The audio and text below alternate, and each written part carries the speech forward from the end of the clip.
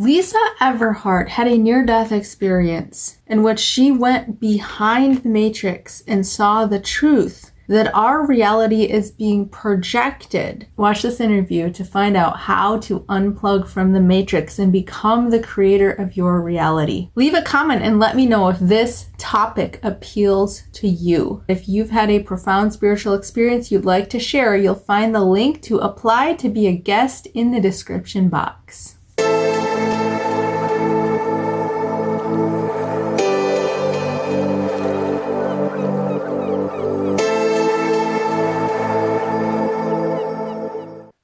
We'll start with your NDE and what led up to it. All right. So leading up to my near-death experience, I had a story that was playing out that was sad. I was very depressed. I had always struggled with depression my whole childhood and adult years. And I had always searched for love outside of self, all the wrong places, of course. And it led me up to taking my own life. I took poison pills. I knew that I was going to be alone for a period of time on a Sunday morning. And as soon as my boyfriend at the time, husband now, left for work, I consumed the pills and poison. And I laid there on the bed. The first thing that I remember and recall is going into like this black void space where it was just black. And that's all there was. I couldn't see body, couldn't see anything, just pure black. And then the first time that I did have a visual, I saw my body laying on the bed, but it kind of took me a minute to register what I had just done, and that was my body laying lifeless on the bed. And I was outside of the body. The next thing that I remember is being carried out in a body bag. And the reason that I say body bag, and when I had asked my husband what he said happened, he said I was carried out in a sheet. But the reason I perceived it to be a body bag was because I couldn't see anything. It was like I was in a conformed space. So I could not see any visual outside. So I perceived it to be a bag. And then the next thing that I remember is waking up in the hospital.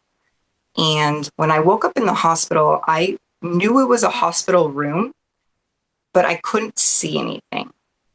And I could hear all the chaoticness going on. I could hear the doctors. I could hear the machines. I could hear everything, but I could not see. But I knew that I was in a hospital. And the first thing that I remember is waking up, not like waking up, but kind of my visual coming back. And it was no longer a hospital room. It was very quiet, almost like a pin drop silence. And there was brick wall everywhere. And I was still laying on a bed, and I was attached to two screens. One was smaller, one was a little bit larger.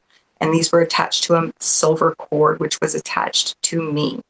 And as I started to put like all my force trying to sit up, I came up out of this body. And I was no longer part of the body, and I could see the body there on the bed, but the cords in the silver cord and the two screens were still attached to me, to my spirit form. And so as I sat up and I was able to glide, and it was almost like every place that I go, it was like I was being pulled. I don't know if it was like an intuition or a force, but this is the best that I can describe it. So I started to glide towards the sliding glass door in this brick building, and I went through it. I didn't open, I went straight through it. And I was then outside, and everything was this bright green, like super green, like a neon green, dark greens, all these different colors of green. It was beautiful. There was these two trees, and I distinctly remember these trees. They were exactly the same shape, same form, and they were parallel to each other, about 12 feet apart. And as I was being kind of gliding towards this tree, I tried to go up it. Again, I don't know why I'm doing these things, but I was just being called to do it. I was unable to go up this tree. After I realized I was not going to be able to continue gliding up it, I then went over to the other tree, and I was able to go up this tree. And this tree, the second tree, started to morph into like a room, I guess like a treehouse of some sort. And as it did, there was one chair and one screen. And that's all that was inside this room. And on this screen were all, it was static at first. It was all static at first. And that's when I woke back up in the hospital. And when I woke up in the hospital, I had a glimpse where I actually saw the room of the hospital. And then again, it was just laying there and I could hear everything going on around me. And this is when I heard, I guess, one of the doctors or the nurses that was in the room yelling, "She's seizing," but there's no sign of brain activity on the monitor. I can continue hearing everything going on in the room. And when I guess one of the doctors or nurses came over, because I was trying to move and they were trying to ask me questions, but I couldn't open my eyes to answer anything. I was just laying there. And then I began to feel like this pulling in my body, almost like I'm being split in half. And then I instantly woke right back up into that brick building, that brick room. And once again, I levitated up out of the body, and I was still attached to that silver cord and those two screens with the codes that were coming down them. And I started to levitate back up. And this time I went the opposite way, once again, kind of being guided to this other side. And as I went down the hallway, the light was like really dim. It was like a yellow lighting in this room. And I started to go towards the front door this time. And as I was going down the hallway, there was two individuals that are alive in my reality today, named Stephanie and Brittany. And they couldn't see me. I could see them, and I was able to identify who they were. Why I saw them at this point, I did not know. I continued moving forward out through the door, and I glided through the door once again. And I went back to that tree. When I went up the tree this time, it transformed once again, and there was the same screen, same chair, and I was there staring at this big screen of all these little glimpses. This time it wasn't static. This is when all the images were showing. And how I knew this, I don't know, but I knew in that moment that these were all glimpses of my life that I have lived, will live, or was living. And I started to like lean in a little bit more, and my focus went immediately to the three scenes that were playing in the middle of the screen. One, there was a funeral of my life going on. There was one where I was laying lifeless on the bed. And then there was one where I was hooked up to all these tubes and monitors in the hospital. And as I started to really gaze in, my focus got more stronger. And it was like I was almost being sucked into, like it felt like a vortex being sucked into this little image. And it was the one of me in the hospital. And as I leaned in and was sucked into that, I woke up again in the hospital. This time I did have visual of the room. I was unable to speak. I was unable to move. I did realize that I was constrained down, like kind of with tied to the bed almost. I guess maybe I'd been seizing. I don't know why they had me tied down, but I remember being very fearful when I came back into the body for a very brief moment. And then they started to ask me questions like, what's your name? All of those hospital questions that they ask you. And I couldn't respond. And I felt really, really, really heavy once again. And when that heaviness consumed me, I woke back up and I was in the brick building again. Or not, I'm sorry, not the brick building. This time I woke up outside and there was dirt all over me. And this dirt, it wasn't that I felt fear in that moment. I never felt fear in this place. It was more of like a curiosity of what the heck's going on.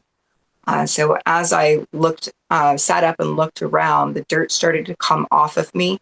And when I looked around, there was skull, like human skull fragments all around where I was sitting up from. And directly in front of me was one cross. To the left was another cross. And to the right was another cross. And as I began to levitate up out of this dirt, I was once again kind of forced over to the the cave. It was a rock at first, and as I got closer and closer to the rock, it transformed, and I went into the cave. And as I am gliding through, there's still skull fragments to my left and right. And as I begun to look up and around, I realized that I was in a cave of like shattered mirrors almost. I could see reflections like light bouncing off of the angles. And I realized, whoa, I think this is like glass. And as I got closer, my image started to come up. And what I saw was like a fiery serpent. And I was the only one in this cave. So I knew in that moment, whoa, that's me. And as I just stared at myself, and I can just remember looking like, what the heck? And in that moment, it transformed into like a black substance, like a liquid, tarry form that just like consumed all over me. It was like morphing is the best way that I can describe it. And as that happened, a baby appeared. And this child is inside of an incubator. And if I had a body at that time, I would be like holding the baby in my arms. But it was just levitating right there in front of me. And I was just looking, of course, lots of curiosity of what it is I'm experiencing at this moment. I looked at the baby, and once again, I woke up immediately in the hospital. This time, I was able to really come to, and I was able to see what was going on in the room. I was able to recall everything that, whoa, this is really happening because I did this, this, and this. And they started to ask me, do you know your name? Do you know why you're here? I was able to get out that my name was Lisa. And that was really about the gist of it. And then this is when I had the heavenly vision. And I must add, everything here that's happening, sometimes I can recall it a little bit different. It didn't happen. I can't recall it in a time sequence because it was like everything was happening at once. I don't know if that makes sense, but I felt that I should add that in. So at this next part, as the heavenly vision, I saw this being come in the room in which I was at, and beautiful being, long, flowy, gold and brown hair, and the eyes that I will never forget. It was like these emerald eyes. They were so gorgeous. And kind of like did a little smirk at me. And we merged together. And as we merged together, we shot up out of the room through the universe, out of Earth. And I could see Earth underneath me. And I could feel the force and the moisture on my face going through the clouds, everything. I could feel it. At this time, I was feeling it through my senses, but I could not see my body. And so as we shot up higher and higher, we went into the sun, what I perceived to be the sun. I mean, big glob. I felt the heat on my face. And for a brief moment, I could feel that heat, but I did not feel pain. And as we entered into this sun, I saw instantly all these flowing rivers and large mountains with these buildings on the mountain tops. There was about 5 that I can remember.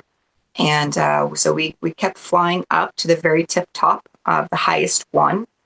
And as we entered into the building, we flew straight through it, inside of it. I was shown, and this is the only thing I was really shown while I was in this beautiful place. And let me add in that these buildings, they weren't just like normal buildings that you see here in this world. It was just like gorgeous, ruby and emeralds and diamonds and crystals and granite, gold, silver. It was just so beautiful. And so as we entered into this building, there was 2 children sitting side by side. Their eyes, they were extremely just glazed over, like their pupils were extremely dilated. And they were staring directly into these screens. And what was playing in the background of one child's screen was playing on the same background of this other child's screen. They were about 6 years old and 8 years old. But I knew that the experiences that they were having in that moment, even though the backgrounds that were being shown on those screens their experiences were being completely different. That was all that came into me in that moment. And then I heard, "You are a messenger." And it was just this loud, like powerful voice in my ears. Nothing's spoken there. Everything is telepathic. So it comes in almost like it's your own thought. But this, "You are a messenger," was in a male voice. And as I heard that, I was just consumed with the love that we spend most of our lives seeking for. It consumed me, and it was beautiful. And how long I was in that feeling state, I don't know. It felt like an eternity, and I felt a jolt come into me, like this extreme heaviness, and then I was shot back down, and I woke up in the hospital. And that is my full experience of everything that I witnessed. Lots of wisdom came after. I didn't really understand what the heck was going on, and it took me a few days to even really come to realize everything that I had just witnessed. But yes, that is my experience. Lisa, thank you so much for sharing. What an incredible several experiences that you had there. I would love to ask you some questions about your experience, and then we'll move on to your story of recovery and transformation that happened afterwards.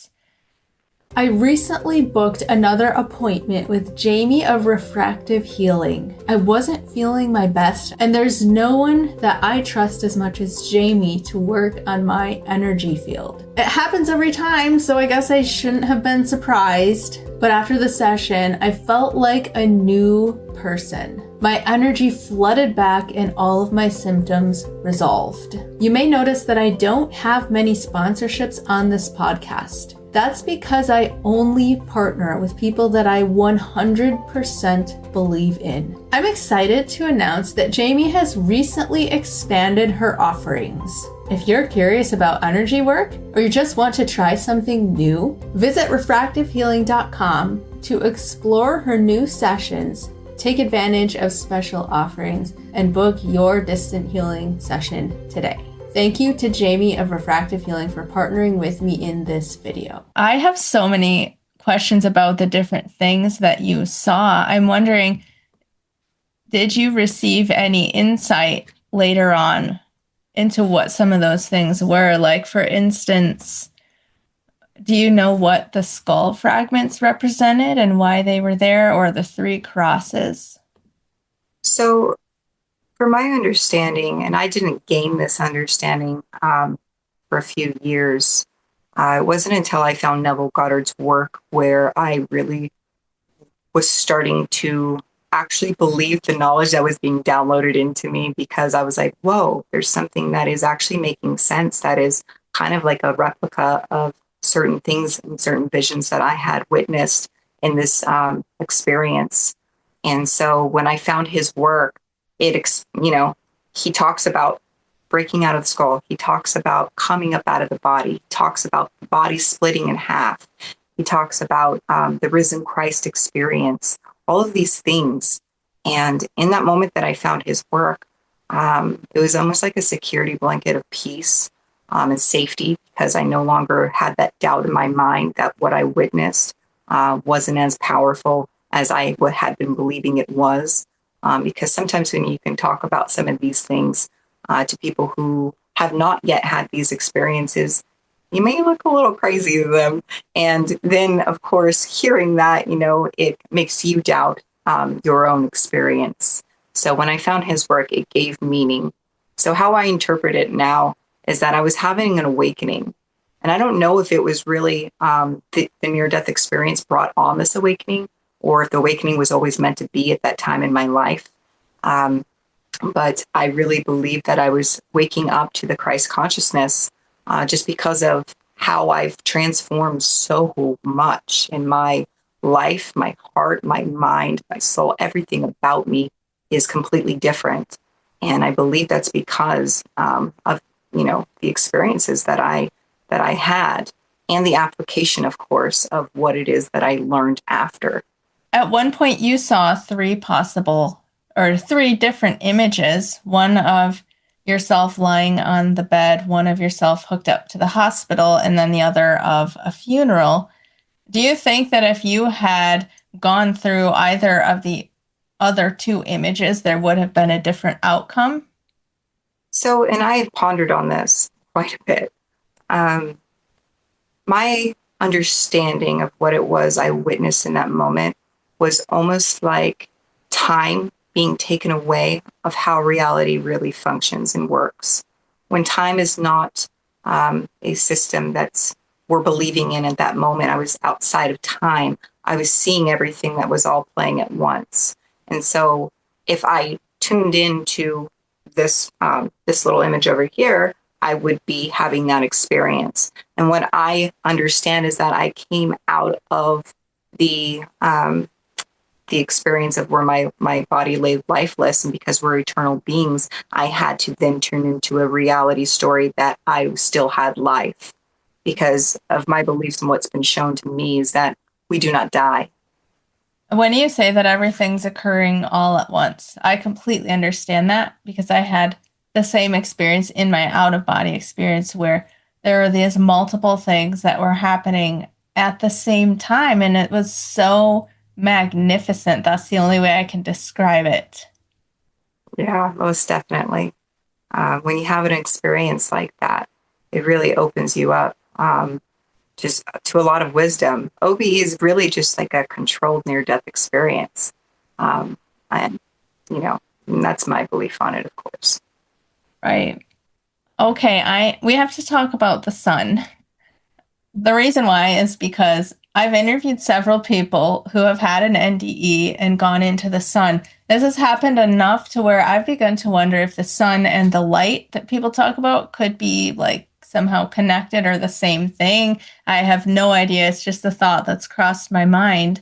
Because when people go into the sun, oftentimes they describe the exact same bliss and love and presence that people do when they go into the light. And Christian Sundberg is one that I remember specifically when he came into the body and he was starting to panic in his because he has a pre-birth memory, and he remembers coming into the womb, and then he started to panic and wanted out and was about to try to get out of his life. And then he had this expanded awareness moment where he experienced the sun, and he said he just experienced the joy of being in the churning of the sun, and that everything is just all joy and bliss. And he was given this message that you're not alone. No matter how alone you feel in this experience, you are still this expansive, blissful beingness. A really interesting thing to explore that the sun is more than just like a physical ball of gas. Like there's a total spiritual dimension happening there. I wanted to let you know that I am offering 50% off on my 4-session energy healing package. The 4-session package is 25% off already, but I'm offering an additional 25% off because energy healing is by far my favorite work that I've ever done. Included in the package is 4 45-minute sessions where I work deeply on rebalancing your energy centers, infusing your energy field with an experience of potent divine love and energy work for any specific area of physical or emotional need. I'll also offer feedback on exactly what I've seen in your energy field and give you practical, implementable steps that you can take with you into your life to deeply connect with divine love, spirit, and your own divine nature. Check the description box for the link to my 4-session package. A really interesting thing to explore that the sun is more than just like a physical ball of gas. Like there's a total spiritual dimension happening there. Oh, and I definitely agree with that. I've actually not heard anyone else flying into the sun like that, so I would be very open to hearing some of those stories. That's really cool. See, another sense of safety to share my own story. Right. Down a little out there, you know. So my feeling, I can only speak on my experience and my feeling of what I think that it may have been, and it felt like home. That's what it felt like. I believe that it might be a different dimension. That's the best I can really describe it. It was just, it was like, that's where I had come from and I had returned home. That is the feeling that I felt when entering into this place. It was like I knew it. That's so beautiful. Do you have any thoughts on who the two children were who are watching the screens? So, my interpretation of this part, and it didn't come until later down the road, is that the reason that they were children is because children have pure hearts, and that was kind of a symbolic message. Go back to this, the softness that you were as a child, become childlike again, open-minded, with the use of imagination, so you can enter into the kingdom of heaven. Because when you really tap back into that childlike form of pureness and heart, that is when you start to create a beautiful life for yourself here on earth. It's when you really start to embody the full pattern of Christ. Because what is God? God is love. That is what we all are. So it's like returning home. And that's why I believe that I was shown children. Why they were looking at the screens, and what was playing in the background on the other, and vice versa, but yet they were having their own perceived experience, is because it's exactly how our life here is working.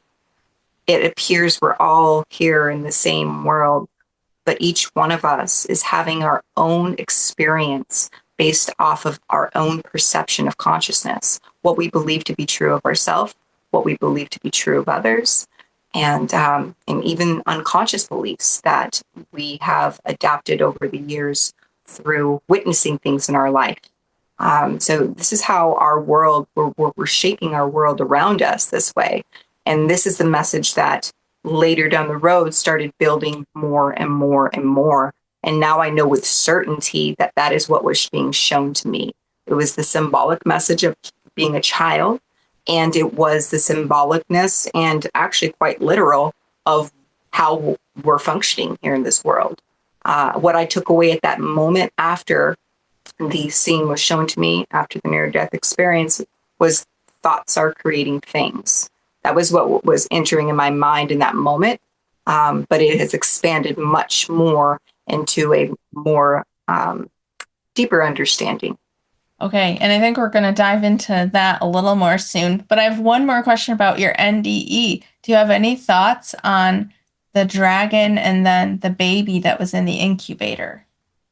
So I highly recommend anyone who's watching this video today that if you are not familiar with Neville Goddard and you have some questions about the information that I am actually sharing here about my own experience today, this part actually lines up exactly with what Neville Goddard was explaining. He talks about individuals as they begin to awaken and know themselves to be the I am, a fragment of I am, that you will have these visions that consume you and start happening one after another. And one of them is seeing a baby, and another one is seeing yourself as the fiery serpent. And these are the two things that I read in his 1968 and 1969 lectures. And when I found that part of his work, I knew in that moment that this was a true awakening, that I experienced something profound, and I was knowing myself not as Lisa to be God, but the power within Lisa that gives life to Lisa is God, and that I am one with that power, and I am that I am. Do you have any other spiritual experiences since your NDE? Have you had any other profound spiritual experiences that you would like to share about? There's so many. I have been able to, well, first off, let me start with, after coming back from my near-death experience, I spent almost one full year in that feeling that most called deja vu, where you kind of have that feeling, whoa, I've lived this before, or knowing something that's about to happen a few seconds before. And for about a year, this feeling stayed with me. It really freaked me out at first. Then I became used to it. And then it just went away, and it comes back from periods of time. But But that was one thing that came from that experience. And another is I lucid dream now, where before I couldn't even remember my dreams. And in these dreams, I'm being told lots of information that I've been able to take back and to apply in my own life and to share with others. And it's helping shape the lives around me from the inside out, of course. What are some of the messages that you've been told in your lucid dreams? So it comes in kind of like techniques. So I've never really taken the time to, like a lot of people ask me, have you read this book? Have you read this? Oh, what your teachings kind of sounds like what this person's teaching. And I'm like, oh, well, I've never really read the books. All the information that I share on my channel and with all of my clients is all coming from information that I have received in these dreams.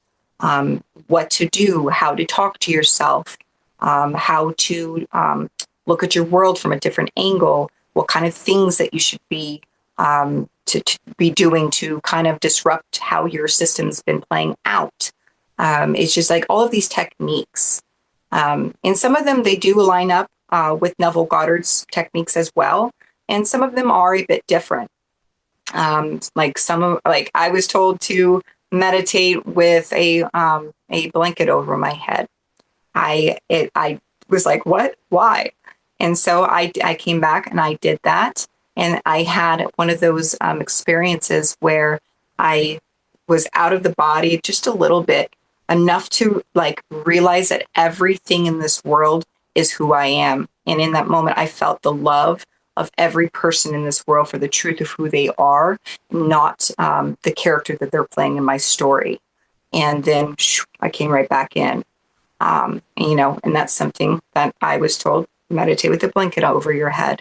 So it's like little things like this, and then I apply in my life. That's amazing. Do you think it's something about having the blanket over your head that stimulated that experience? Like, could that happen for other people, or was it just specific for you? I've shared it with other people, and they practice it as well. I mean, I don't know what another person's experience will be, but it was not said this is just for you. Me really stepping into knowing that I am one of the messengers, not the messenger, but one of the messengers here in this time, spreading truth about mystic wisdom. If something's being given to me, I feel that it's for a purpose, not just for my own good, but for, of all humanity, all who gets to hear my message and tune in. Absolutely. I would love to hear about your journey since your experience. You were shown in your experience, one of the things you mentioned is that thoughts create things, and you just came back with so much wisdom and have experienced such a profound transformation in your life. I would love to hear anything that you would like to share about that. So coming back from the NDE, and I don't know if I previously stated, leading up to the NDE, I was very ill. So when I came back, I was still very ill. It wasn't like I had some miraculous healing that just took place within the NDE experience. I came back, I still had all the same problems, all the same pain, but I just had knowledge now. And with that knowledge, I applied it faithfully, consistently. And I said, okay, well, if my thoughts are creating the life around me and how I'm feeling, then I'm not powerless. I can start doing something. And I started to write love notes on my bathroom mirror. And when I would get ready in the morning, I would see it would be the first thing that I see. Then I started to keep a journal. And I started to write myself love notes in this journal. And these love notes, just kind of like what one would call today affirmations. Like, Lisa, you are beautiful. Lisa, you're doing the best you can. Lisa, you've got this. You kind of get the gist. And so I would just continue doing this daily, which then led me into sitting in silence and breathing in and out. That's meditation and breath work. And as I started to apply it more and more, I realized that later down the road that there's names for these things. I started treating my body better. I started to do light stretching. drinking water, something, I barely ever did. And one thing that happened was my depression, my alcoholism, it went away. The desire just vanished, gone forever. And my body had a full transformation. I had stepped into a new state of consciousness, is the best that I could describe it. And the version that I was now occupying had always been healthy, whole, and complete. That's how it feels. It's like when I talk about this story of me being ill, it's almost like talking about a stranger's life. It's like there's no emotional connection to that version of Lisa at all whatsoever. And it was about 4 months after the event where my body actually transformed. I was no longer in pain, no more hospital visits, no more in and out of the hospital with kidney stones. All of that was just gone. And so was the alcoholism. And so, that excited me because those are things that I always struggled with.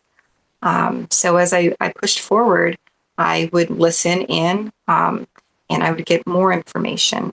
I would start talking to myself better, having like internal conversations with myself, hearing other people, saying nice things to myself, which later down the road, I learned that's inner conversations that Neville Goddard teaches.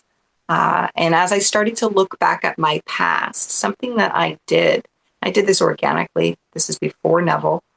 I started to look at my past and said, that doesn't feel good. I want to remember it differently. And I went through a period of time where I listened to the Ho'oponopono prayer, where I'm sorry, I love you, thank you. And I started to listen to that every night. And as I looked back at my past, I was able to start really seeing it differently, telling a different meaning to my past, something that was more empowering. And I started telling myself that the reason I went through all of these things is because I'm going to be able to reach more people. This is not something that was ever holding me back. This is something that's pushing me forward to be able to understand more people. The more things that you go through in life, you have a higher level of understanding for people in those states of consciousness without judgment. And so as I started to turn the story and the meaning, give it a new meaning, I just started excelling and my body started transforming. It was without any thought. I just started being this healthy version of Lisa. The weight started flying off. I believe over the last 3 years, I've lost just about 100 pounds. So I've really, stepped into not just in spirit, but it has started to project outside where in my own body, I've had a transformation now. That is absolutely incredible. I would love to dive into this a little more. You mentioned remembering the past differently, and this is such a fascinating topic to me. I have used, I don't know if you're familiar with her, but Heather McKean, she teaches a mind change method where she takes people back into their childhood memories and helps them shift the way that they remember those events. And I've tried it and it is incredibly powerful. It can shift, like when you shift that past event, it shifts everything that was like leaning on that event, so to speak. So I would love to hear a little bit more about your process and how you were able to have transform your entire physical and mental health doing this. Yeah. So, of course, later on the road, once again, Neville Goddard calls it revision. So here I am, I'm doing these things. And now I have a beautiful word to call it.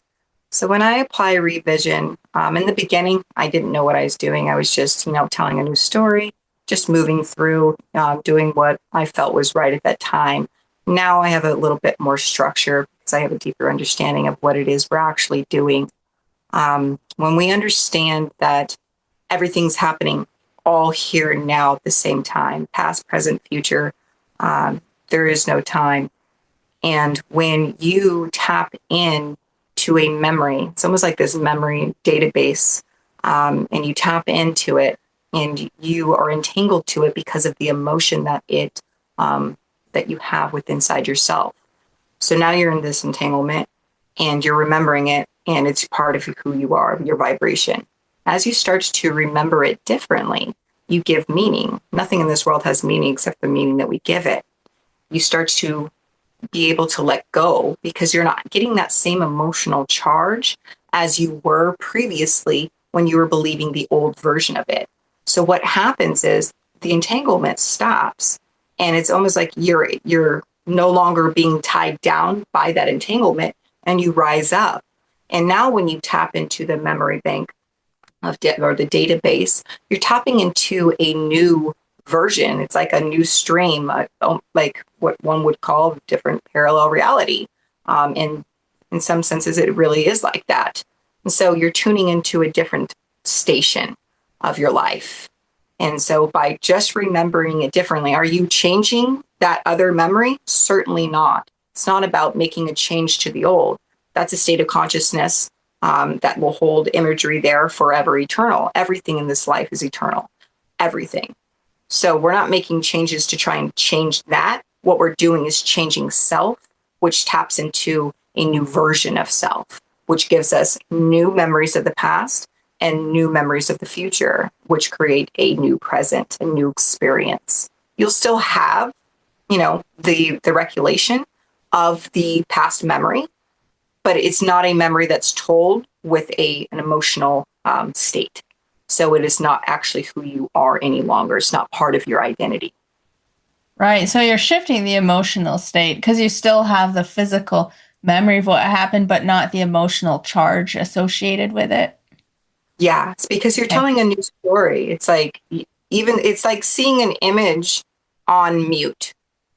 You just, it's like it's the best I can describe it. It's like I remember my past, but it's still like I'm talking about a stranger's life. I know that it was my experience, but there's absolutely no emotional charge. And now I've changed the meaning to it where, if someone asked me 6 years ago about my past, I'd probably be crying and like, oh, I had the worst life. And, and I would cut my arms and blah, blah, all these things.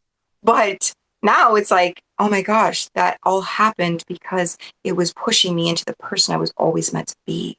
And it gives a different emotional charge and it rises me. Right. So beautiful. You mentioned that when you came back, I believe you said it took about 4 months. I might be getting the time period wrong for your body to catch up to where your belief system was at the time, but you had switched internally from being a sick person to being a healthy person. And aside from the revision, was there any other process or technique that you used to shift your identity? Because I always get questions from people who are suffering from chronic health issues and are just wondering how to do this process of healing. So something that gave me the most peace when I was walking by that faith blindly was the breath work. It really was. When I would do the breath work, I felt because I was kind of like taking an action, the most that I could do at that time. Some days I would just do it straight from my bed, maybe laying down. Some days I would get up and I'd sit in a chair, but I was doing it every day. And that gave me enough to kind of solidify for me that I was making progress. I was doing something because as our human self, we're programmed to believe we must do in order to change. And so, I was feeding that little bit of ego for myself with making the actions. But it was also giving me a sense of peace because now I have the understanding of what breathwork's actually doing. It's aligning your nervous system. And so at that time, I had no idea. I was just doing really heavy breaths, holding my breath, releasing my breath, making audible sounds with my breath. And I would spend, 45 minutes, an hour. I would light a candle. I would, go into a meditation. As I started to silence my mind, those thoughts of, oh, you're not healthy. This is just all make believe. What are you doing? They would subside. And because I came back every single day for that meditation, that breath work, it really gave me the momentum to keep going. Because once you start doing something over and over, it becomes who you are. And I just kept going. And on the days where I was in pain and the days where I was still kind of feeling the residue, the noise and the static of that old identity, I would just, I would read my love notes that I was writing to myself. I would speak out loud. I am healthy. I'm whole. I am complete. And at that time, a big one of mine was I am a child of God. That at that time, that is one that really resonated with that version of me, and it made me feel secure. Let's say that somebody's watching right now and they want to experience this type of transformation and healing. They're starting to become aware of how their thoughts are shaping their reality, and they want to put this into practice. Where would you recommend them to start?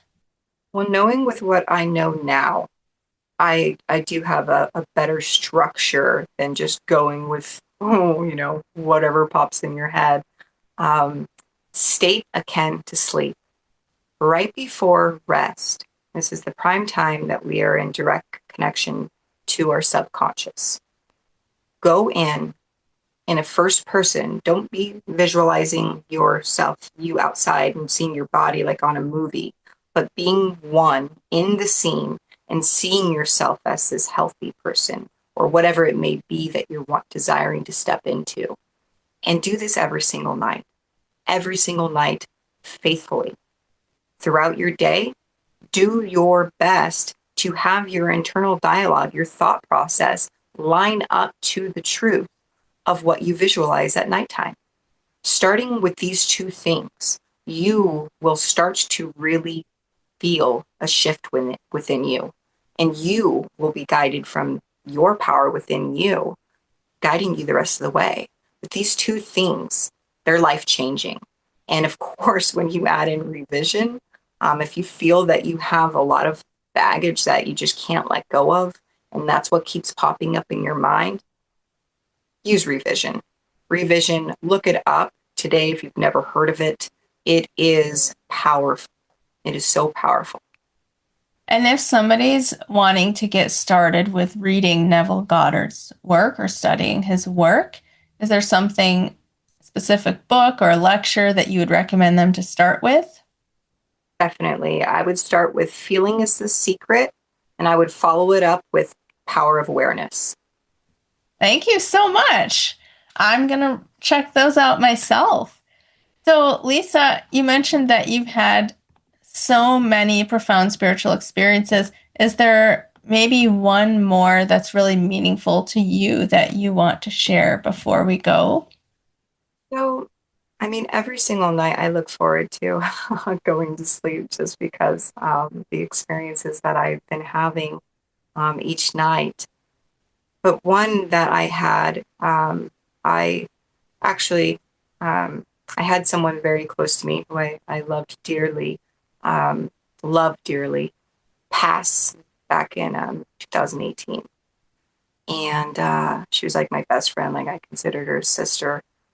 And I have been able to see her. She's very much alive. She's not gone.